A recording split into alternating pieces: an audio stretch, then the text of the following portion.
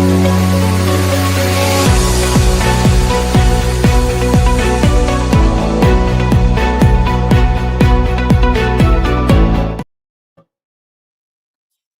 everybody. Welcome to this week's YouTube. Today we've got me, Ursula Mecabe, and Kerry Baker. Hello. So we do, just to let you guys know, we do need to leave a little early today. Kerry and I both have client calls that we have to make. So we're going to try to get through as many questions as we can, but we will have to kind of slide off a little early. So let's get into it. Let's get some of these questions answered. You go first. All right, I'll go first. Michael Finn. Hi, part 1 of 4. I'm 60%. I think that means rheumatoid arthritis of the hands, 40 TMJ. Wow, 40 TMJ. That's a pretty good rating for TMJ. 30 foot plantar right foot, or I'm sorry, 60 total, 40 rheumatoid arthritis of the hands, 40 TMJ, 30. I don't know if I'm reading that right. Plantar foot, right foot, 10, 20, both right knees, and left 10% right, left knees. All right, that's a little confusing. 100% PNT. All right, now I see what you're saying. BVA granted SMC-M for the hands, so loss of use of the hands. RO implemented 3 subsection Ps. I'm N.5.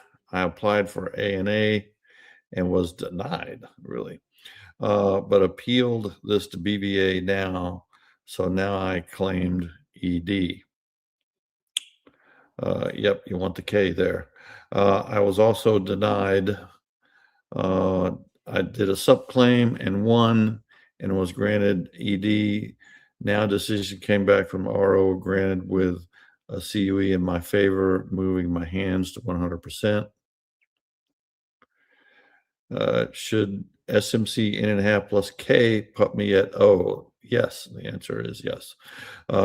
They pay K on top of my SMC N.5 and not O. Thank you for your channel. I have reached this level. So grateful. Yes. So now what you really want to do is focus. So you're at N.5 plus K. N.5 plus K gets you O. Anytime you're at O and you need ANA, you go to R1. So how you have loss of use of the hands and don't need ANA is beyond me. It can be you just need ANA, right? Whether it gets you to the O or not. In your case, you get to the O regardless.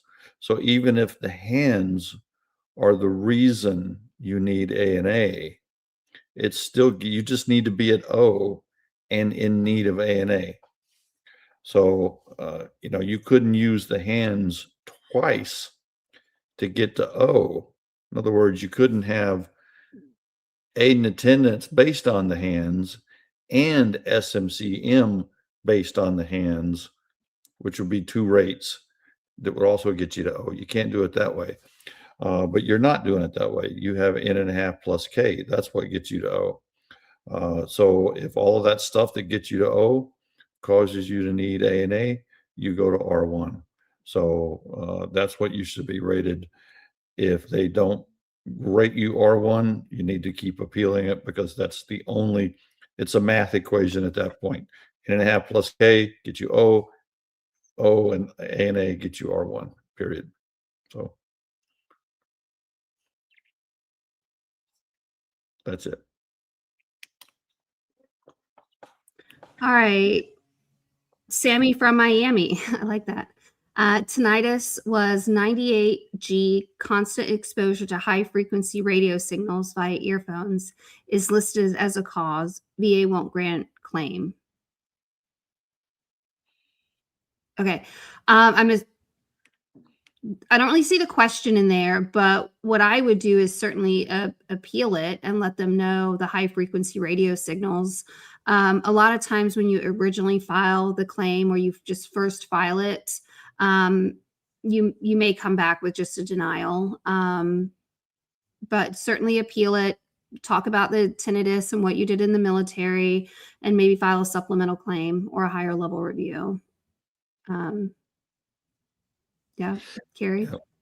One thing, and I don't know the facts of your case, but one thing that hurts a lot of people that file for tinnitus is they tell the examiner that your tinnitus didn't, say you got out 20 years ago and your tinnitus started 5 years ago.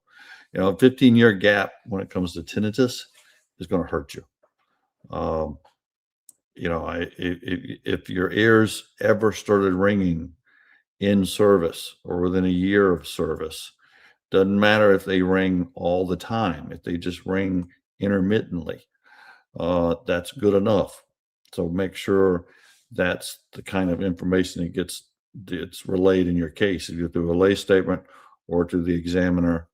It just has to be intermittent tinnitus during or within service. Then you don't need that puts it within basically the presumptive period. The 1 year. Tinnitus is a disease of the central nervous system.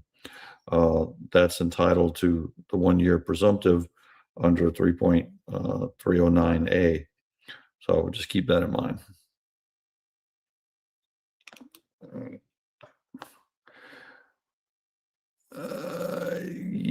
I'm not going to try to say that, Leander Sobia. It's Leander Savoy. There you go. That's what I said. That's why I had Ursula here for a reason. I can't read today, apparently. Hello. I've been 40% for loss of use of a foot for 40 years now. I have severe range of motion, extension, and flexion, severe arthritis, all from the same accident. Can they be able to get a rating B? Is there another part to that? From the same accident, can they be able to get a rating B? I don't think you might. I think we might be missing something there. Is it me, Ursula? Am I reading that wrong? No, I think we are. I don't. Yeah, there needs to be more. I'm sure there is. Would they be able to reduce you? Would they be able to be rated for additional issues from that same accident? Yes. Yeah. Yeah. So if any of those are what you're trying to ask, no, they cannot reduce you. Once you have a rating in place for 20 years or more, you are protected at that rate. It can never go lower, can go higher. Now, your loss of use of a foot, it depends. All right. So loss and loss of use are basically the same. If it's the foot and only the foot, then you're at the amputation rate. You can't get higher for that foot. But if the foot is affecting other things at the knee or higher, or the other leg, or causing some other disability, then yes, you absolutely can. But the amputation rate applies to the amputation rate is basically, or the amputation rule says you can't be rated higher for an extremity than if it were amputated. All right, which makes sense. But there's various levels of amputation. An amputation below the knee is 40%. An amputation through or above the knee can be 60%. So that changes the amputation rule.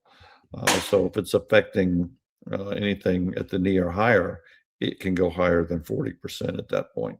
Or obviously, if it's affecting the other leg or some other body part, it can also be additional disabilities onto that. So, but apart from that, I'm not sure what else you're asking. Sorry about that. All right, Hollywood Sasquatch. If my filing date for a supplemental claim is later than a year from the original claim, but the date of the intent to file for that supplemental claim is less than a year after the decision of the original claim, would my effective date go all the way back to the filing date of my original claim? If so, if I file a supplemental claim and an original claim for a new issue on the same day, would the intent to file apply to both or just one of the claims? If just one, then which one? AI says it would apply to both, but I don't trust it. Thanks. I'm at 90%. I'm probably getting 100% soon. Okay, so from a pure procedural standpoint, if you had a decision, and I'm just going to throw in some conditions so we can kind of line it up. If you had a rating decision that granted hearing loss at 10%, and 5 months after you file an intent to file, an entire year passes from the time that rating decision granted the hearing loss, so you're outside of the appeal window, but within 1 year of that intent to file, your effective date is going to go back to the date of that intent to file, meaning that you can't extend your appeal window with an intent to file. So you couldn't say, all right, I got my rating decision with 10% hearing loss. I'm going to file an intent to file, and then I want to appeal that rating loss decision. That you can't do. But it will go back to your intent to file. If you have multiple forms to file, you have multiple claims to file, try to file them all at the same time or on the same day, so that way they all apply to that intent to file. So let's say you decide after a year has passed for that hearing loss and you're like, I really think I need an increased rating. You need to file a 526 for an increased rating of the hearing loss. Maybe you want to reopen a claim for your lower back condition. So you need a different form for that. So, grab an 0995 for that and any other conditions that you may want to reopen. But try to submit them all on the same day so they all go back and get the same effective date of that intent to file. If you file that intent to file, then on Monday you file for the hearing loss, and then on Tuesday you file to reopen your lower back condition, only the hearing loss will go back to the date of the intent to file, and that lower back condition would go to the date you filed that 0995. So it is important that you get them all together. Kerry? I got nothing else. That's it. I will give a shout out to, before I read this question, to Leo Shanks. I see you there, buddy. Yes, you are in the basket, and we're waiting on the board to make a decision. I will check that later, but I checked it a little while back, and they were still waiting. So just so you know. Another step 25, one of two. I filed a claim in 2013 for CFS. It was chronic fatigue syndrome. One of the multiple symptoms listed in my narrative was acid reflux. My claim was denied because I didn't have a diagnosis of chronic fatigue syndrome, but I did have a diagnosis for GERD. All right. I'm guessing there's a question in there. Two of two. I was SC for IBS and was concerned about the overlap, so did nothing. Considering that the rating criteria has changed, what should I have done then, and what can I do now? All right, so sort of depends. So irritable bowel syndrome is a disability of the lower intestine. GERD, all right, which is gastroesophageal reflux disease, is a disability of the upper GI system. They are two separate things. VA will not consider GERD as a multiple or multi-symptom,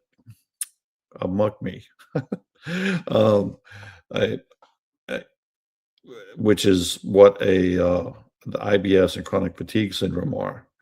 All right. That is because GERD is usually from something like a hiatal hernia, which is a structural defect, whereas chronic fatigue syndrome, there is no underlying pathophysiology and usually no etiology for it. So it fits into that multi-symptom unexplained disability pattern that MUCMEs are. Um, if you filed for it, it does not surprise me that they would deny it on those grounds. If they granted it, let's just say hypothetically, generally they're going to code it with your already service-connected chronic fatigue syndrome, which means it may not change the overall disability rating at all. It's a case-by-case basis. There's times when they should elevate the disability up one rung if there is a higher level to go, when you have more than one disability, but they can't be rated separately. Most of the time they don't do that. We end up having to appeal to get those higher ratings. But don't be thinking it should be service connected just because you're service connected for IBS. They are two separate conditions. VA considers one of them as a presumptive for Gulf War under 3.317, which is the IBS, but they do not consider the GERD as a presumptive under Gulf War under 3.317. So just something to keep in mind. But that doesn't mean that one can affect the other. You might need a nexus opinion linking one to the other, but generally they're separate. Hopefully that made sense. MUCME is medically unexplained chronic multi-symptom illness, if you're curious.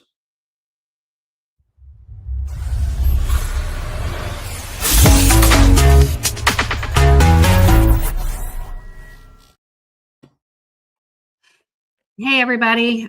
So today, I don't know if it's more of a teaching or an informing with a little bit of rant thrown in there, but I do want to talk about something that just hit the M21. So for those of you who don't know, the M21 is the rule book that VA raters and adjudicators look at when it comes to how to handle claims, effective dates, what they kind of need to do when a claim comes into them. Well, this week, one of the things that was added in was a section where it comes to insomnia being secondary to tinnitus. This only affects insomnia secondary to tinnitus and not any other mental health condition that you may have granted based on tinnitus. So if you are service connected for anxiety due to tinnitus, that is fine. This does not apply to you. If you are connected for depression or a mood disorder secondary to your tinnitus, does not apply to you. If you are service connected for insomnia second to tinnitus, VA has just put out some rules that say that essentially the insomnia can never be rated separately if it's secondary to tinnitus. And what the raters need to do is just rate the tinnitus at 10%, which is the highest you can get for tinnitus, and label it tinnitus with insomnia and only allow you a 10% rating. This is problematic in a lot of ways, but I've already started to see decisions coming in where they have started to do this, where they're only granting 10% for the tinnitus with the insomnia. I've had to take those to the board, and I just recently got one back within the last 2 weeks where the board said they can't do that. It's essentially not allowed. If you have symptoms that are different from your tinnitus that are keeping you up, and because of that, you are irritable, you're having mood swings, and you have all these symptoms because of that insomnia, VA cannot just lump those in with the tinnitus. So keep that in mind. If you're filing for insomnia secondary to tinnitus, you may see something like that. My suggestion to you is if you are being rated like that, go directly to the board, go into the direct review docket and let them know that these are the symptoms of my tinnitus and these are the symptoms of my insomnia. And they're completely separate conditions, and I need to be compensated for my symptoms of both of them. These will get turned around at the board. The other thing I've been seeing, and which I actually had a predetermination hearing on this morning, is VA going in and attempting to sever insomnia secondary to tinnitus and only rating the tinnitus with insomnia at 10%. I've seen several of them at this point, and so I just want you guys to be aware that it just was added to the rules. It's not how the law works, but unfortunately, if VA continues to keep doing this with the rating, you all are going to have to appeal. You're going to have to fight those reductions and severances and try to get in front of the board. I'm pretty upset about it because if these reductions and severances go through, the only thing they're doing is hurting veterans for a small amount of time until we can get that turned around at the board.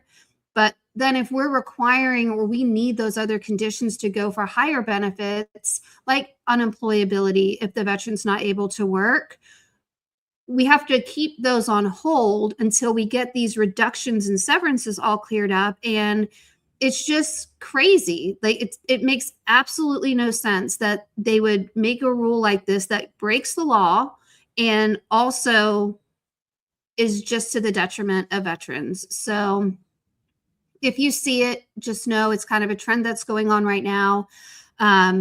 If you are able to show anxiety, a mood disorder, or some other kind of mental health condition secondary to your tinnitus, and you're able to get that service connected,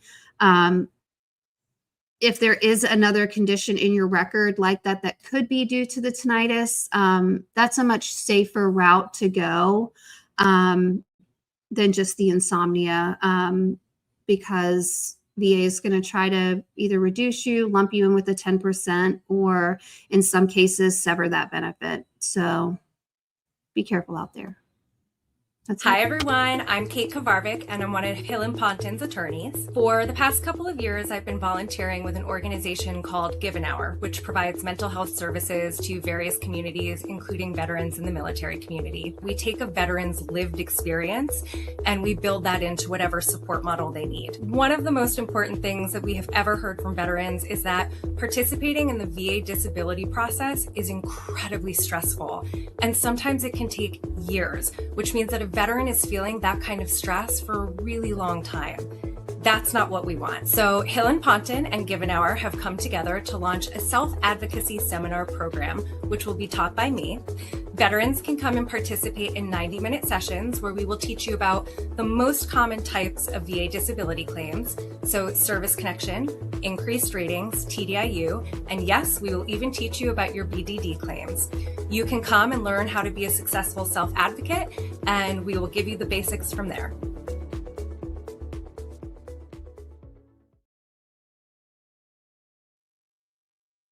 All right.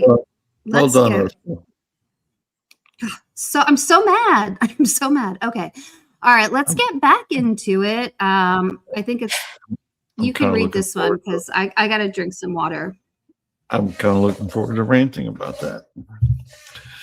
All right. Happiness. If we asked for ANA 2023 and I don't know if you're saying physical or psych did as well in the letter, or your physician did as well in the letter, but PTSD, PNT was 2024. Doctor asked for ANA on the DBQ 2025.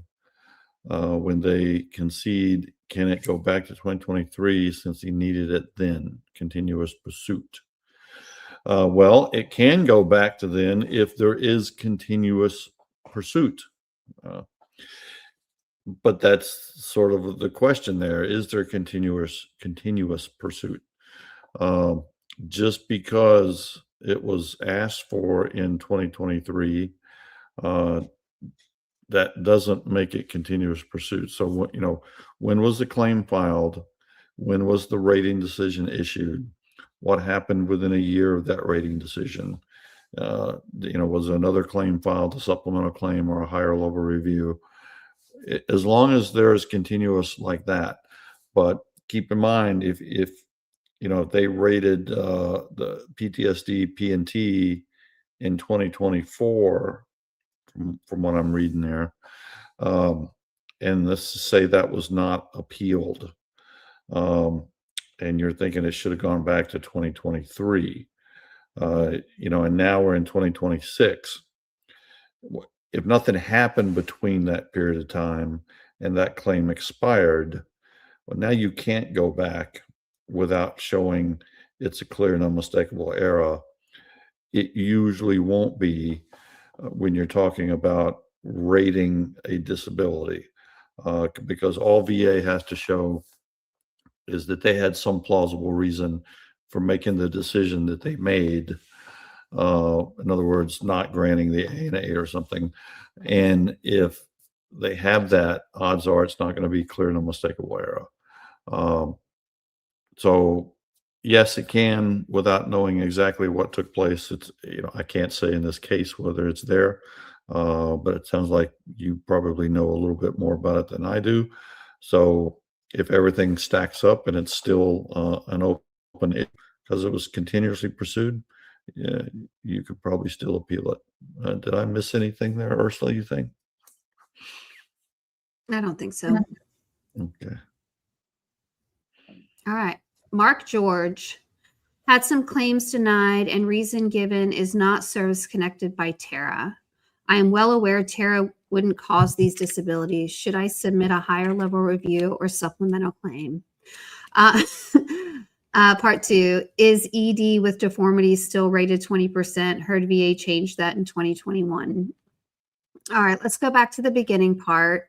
Kerry, if you can, you probably know the rating for the second part. I don't know it off the top of my head. I'd have to look it up. But so with the service connection by Tara, one thing we've learned is that it's almost like VA's created this new way of getting service connected, like direct service connected or service connected by Tara.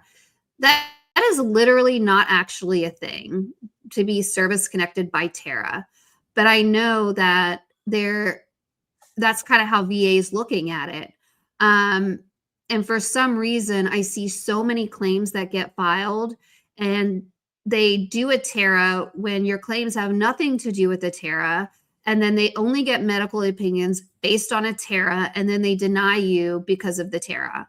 And they've almost forgotten about the whole part of service connection on a direct basis or a secondary basis. So in a case like this, I would file a higher level review and just say, look, take a look at this. This isn't okay. Like, I look at direct service connection, look at secondary service connection, and take it from there. A supplemental claim lane may get you very much of the same as what you got on your first time around. So unless there's additional evidence you want to submit, additional statements, then sure, go supplemental claim lane. But for this, I would just go higher level review, write a memo, submit a 4138 saying, I know it's not due to a Tara. I'm claiming it's due to this, and get a higher level reviewer to take a look at it. So that's it. And then the second part, Kerry, did you have a chance to look it up? I did not. I probably should have looked it up while you were answering that. I want to say it is still 20%. If there's definite deformity like Peyronie's disease, but a lot of people try to claim that just with ED, and they're not going to get it, because just ED alone is generally not going to cause deformity. And it looks like Ursula might be looking it up now. Or no? I am. Yeah, are you? Okay. I am. Let's see. But I want to say if there's deformity there, it's I can come back to that. Okay. All right. Yeah, I don't remember it. But we can go on to the next question, and then yeah, I'll take this while you do that. I should look that up. Happiness 4703. Also caregiver program. Anything changing? They're crazy. Hubby 100% needs a caregiver since the caregiver is not having it. I'm not giving up. I'm not sure what you're saying there. But she's pretty much saying that the caregiver program just keeps denying them. They keep people who obviously need it are not getting granted. Nothing crazy out of the ordinary level of crazy in the caregiver program that I'm aware of. We see like these things get denied all of the time when they clearly should be getting granted. But there's no policy changes that I'm aware of in recent time. Through normal policy or regulation that I'm aware of. It's just you got so many different fiefdoms out there making these decisions, and some of them have really no business making these decisions at all. But yeah, I would keep fighting for it. The board is doing much better than the regional offices. And remember, you can't appeal to the Board of Veterans Appeals. So don't hesitate to do that. Don't be the person go, well, I don't want to appeal to the board. It's going to take too long. You're going to get usually a better decision at the board. I can take the next one, Ursula, if you're still looking that up. Nope, I found it. It actually is... So erectile dysfunction with or without penile deformity is a 0%. Oh, wow. I was wrong. Mark that date. Yeah. So under 7521, the penis removal of the glands is 20, and removal of half or more is going to get you 30. So some things should just be higher. But it does say here, it says for the purpose of VA evaluation, a disease or traumatic injury of the penis resulting in scarring or deformity shall be rated under diagnostic code 7522. So which is erectile dysfunction. Deformity, but disease resulting in deformity. See, it's 0. Don't get me started. I guess, well, you're going to get the K. You will get SMCK. You're going to have to get the K, but you think deformity, at the end of the day, deformity is deformity, regardless of the cause, both being service oriented. There should be no difference. There's an argument there, Ursula. There is, especially since you can get a rating for scars. Yeah. So there's all right. We don't see many cases for that though. So, all right. Okay. This is me. Okay. James. Hello. Thanks for doing these. You're welcome. Part 1. I was awarded 50% for PTSD in April 2026. This year, I have been to the ER 8 times related to PTSD and GI issues that they believe are connected to PTSD. I have ER records and other documents showing the severity of my symptoms. How hard will it be to fight the 70% or 100%? Also, my psychiatrist at the VA wants me to apply for aid and attendance. She wants to complete the form and give it to my primary care doctor to fill out stuff as well. The issue is I have 2 L's, mental and physical. How do I get a private DBQ, IMO, and other records to help separate them so they do not combine them? At my VA is how they do it apparently. For my physical, I need help with getting out of bed, sometimes chairs. I use a VA-issued cane and toilet assistance device from VA. and my VA PCP doctor gave me a permanent handicap placard. Okay, so if I'm trying to just to make sure I'm understanding, is that you were just recently rated for the PTSD. What I'm unsure of here is if you are service connected for any physical things, because you didn't give me that information. So just from what I can tell, 50% for the mental health. If you've been to the ER 8 times and it's so severe and your psychiatrist or psychologist thinks that you need aid and attendance to keep you safe in your environment, or if your mental health just gets so out of whack that you need someone there to kind of keep after you, that's very indicative of a 70 or 100% rating.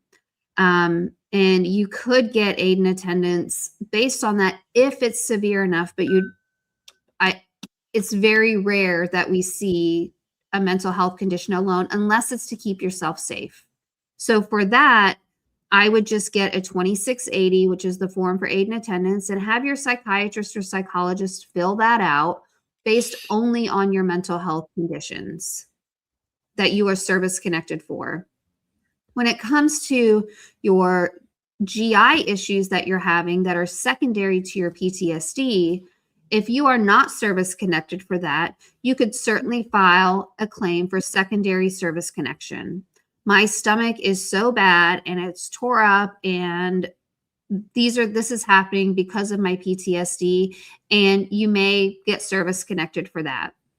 As far as the aid and attendance for your physical things, unless those things are service connected, that is not going to help you at all. You may need the help with all of these things because of your back condition, your leg conditions, whatever it might be. But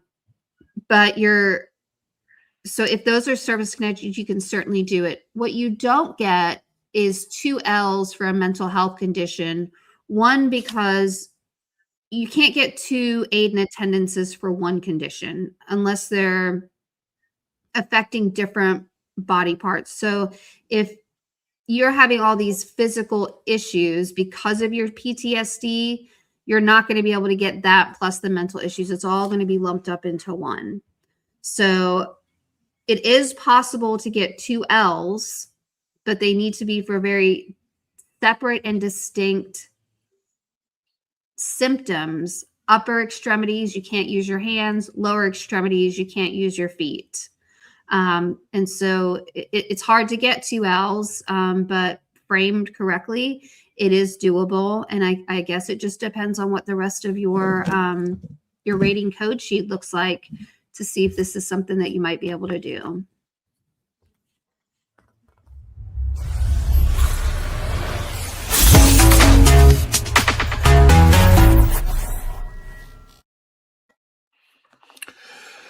Listen up, VA policymakers. I'm talking to you today. I used to be one of you, so I know how you are supposed to think. I don't think you do a very good job of thinking down those lines any longer. If you're familiar with what 3.103 in the regulations say, and I'm not going to quote the whole thing, but it says something to the effect of it is VA's duty to award every benefit supported in law. That is your marching orders.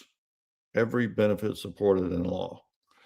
It's the goal of the rating schedule to compensate for the average impairment of earning capacity. But it does that through functional impairment. Now, VA's tried this before. I'm talking about insomnia. But VA's tried this before with pain. Well, pain alone is not a disability. We're not going to compensate for it. Well, the court had to come down and slap VA across the head and say, in many circumstances, pain, regardless of its cause, can certainly cause functional impairment. All right. So if a condition is causing functional impairment, and that condition is a result of military service, and it's VA's duty to award every benefit supported in law. And you are sitting there coming up with policy on what is service connectable and what is not. Maybe you should keep those things in mind, because I'm just curious. Have you ever been awake for 5 or 6 days straight? Think about that. Insomnia is the inability to sleep. Now, sometimes you may be able to get some sleep, but let's talk about somebody with real serious insomnia.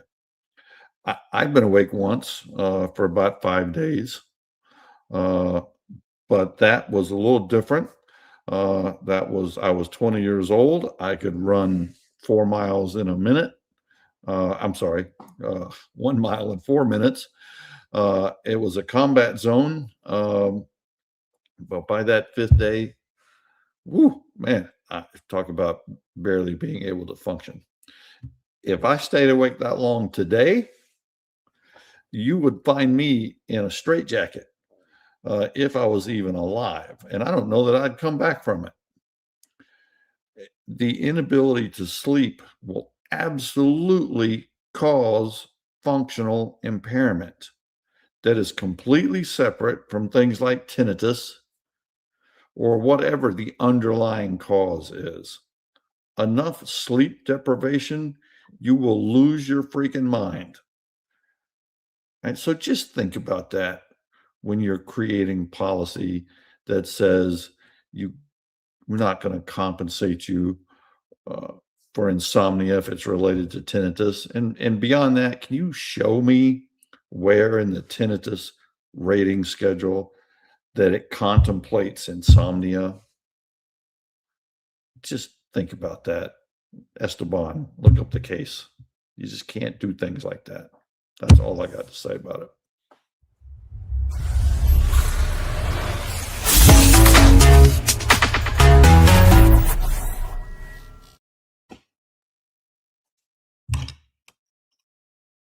I cannot hear you. I'm muted. Oh, Yeah, there I you was are. muted. That was nice. I really enjoyed that. Yeah. Thank you. There's a little bit of lag, I think. I'm certainly seeing a lag. So if I'm interrupting you or if there's a lag, everybody, I'm real sorry. We can take one more question, and then Kerry and I do have to jump off. I'm sorry we can spend the whole hour, but you want to take this one? You want me to take it? I can take it. I'll take it. Sure. All right. All right. Currently have a direct review appeal in for aid and attendance, lumbar strain with DDD and bilateral lower extremity sciatica radiculopathy, and other ratings are 60%, CAD, 50% mental health, 10 hypertension, and SMCK. Once the appeal is granted, an SMC tier could I qualify for? The RO and higher level review both stated that the evidence shows I require aid and aid, but still denied for not having a single disability rating, even with me having 3 separate 2680s and my VA doctor stating I require aid and attendance due to my back and leg conditions. First applied for aid and attendance in 2012. Could the BVA grant my appeal with an effective date of 2012 due to the VA's misapplied law and the denying my ANA claims in 2012, 15, 25, and 2026? Okay, so you've got actually several questions locked in here. So let's start with the first, which is what tier you would be at. So this is all dependent on whether or not they grant the aid and attendance based solely on your lumbar spine and lower extremity radiculopathy, if they are part of the same disease process, like that lumbar spine creates the bilateral lower extremity sciatica. It probably does, but I don't want to jump to conclusions. Let's say that's all just one disability and you've got the aid and attendance on that. looking at just what you've put here, I would see L, L and a half, M. Can you go to the next one? I would say M, because that 10% hypertension doesn't get you any higher on the Berry steps. So I would say you would be about M. The next part is Kerry and I see all the time aid and attendance being denied because there's not one single disability rated at 100%. There is not one rule out there that says to get aid and attendance, it requires you to be 100% for a disability. There is a requirement for 100% disability to get housebound status, or, well, not housebound status, but to get SMCS, which is equivalent to the housebound status. And that's a simple mathematical equation. You're 100% for one condition and you have a combined 60 or more for the rest. That's your SMCS. VA gets that wrong all the time. They conflate the two rules, and if you read the rating decision, it's going to look like a bunch of gobbledygook about stuff. And then they're going to be like, but we're denying it. But here's a favorable finding. You require aid and attendance. Kerry, how many times have you seen that this week? Like, too many. Well, it's only Tuesday. But yeah, we see it every week. We see it every week. Every week. You require aid and attendance, which is a binding finding. I'm involving another rant here, but your aid and attendance. Yeah, don't do it. We have to go. Yeah. No, what I would do is, if that's at the board, you probably have a good shot of it, especially if there's a favorable finding for that. As far as taking it back on Q, I think you may, even though they applied kind of the wrong rules, if they were all denied for the same thing, a Q is very difficult. And what the area that I think you're going to get into here where those Qs would fail is whether or not it's a weighing of the evidence and looking at things just a little differently. A Q has to be, there's no doubt in my mind that this was incorrect. And so someone else coming in now going, well, I think he would qualify, just isn't enough. So without knowing more, I would err on the side of saying, I think you're going to have a really hard time getting it further back. You can certainly get it back for whatever claim stream you currently have open. So if that was in 2025 and that's still on appeal, you could probably go back to the date of the claims that are kind of holding this up, or it's been continuously pursued. But without, a Q is going to be very difficult. Kerry? I don't think I have anything else to add there. All right. Well, we have to cut it short. Thank you guys, and someone will see you next week. Thank you. You served your country, and now another challenge awaits. Getting the VA disability benefits you've earned. Too many veterans face endless delays and denials, and they shouldn't have to. At Hill & Ponton, we know the system and how to fight for you. Scan now to download The Road to VA Compensation Benefits, a free guide from Hill & Ponton, trusted VA disability attorneys. For over 30 years, we've helped veterans secure the benefits they deserve. Our free guide helps you avoid common mistakes and know when to call for backup. Scan now or visit hillandponton.com.